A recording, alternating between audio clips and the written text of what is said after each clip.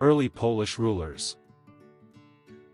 At the beginning of the Christian era, the Romans applied the name Sarmatians to all the Slavic peoples dwelling on the southern rim of the Baltic Sea. Among these were the Poles. The Poles were divided into about a dozen independent tribes, which united only when attacked by a common foe. In the 6th century we hear of the first Polish Duke, Leszek I, who ruled over the tribes, as a sort of military commander-in-chief from the ducal town of Nezen. On the top of the hill he had picked as a site for a castle Leszek found an eagle's nest. This was considered a good omen. Leszek named the place Nezen, from the Slavic word for nest, and henceforth the figure of an eagle was displayed on the Polish banners.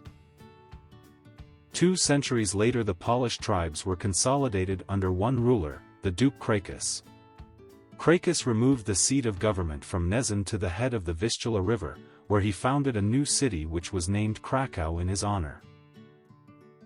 Cracus was an able general and an efficient ruler. Under his leadership the Poles prospered at home and triumphed over the enemies that attacked them.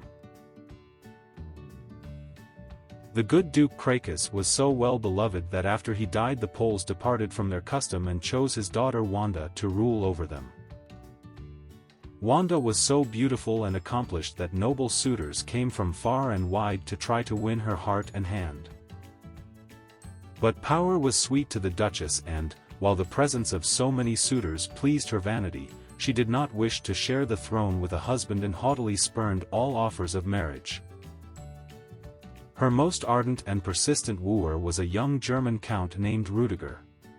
Angered by Wanda's refusal, Rudiger led his warriors into Poland with the mad idea of forcing the Duchess to marry him. Warned that Rudiger was coming with an army, Wanda gathered her fighting men and rode out to oppose him. When Rudiger's men saw the young Duchess riding towards them, they refused to draw their swords against a woman and went home.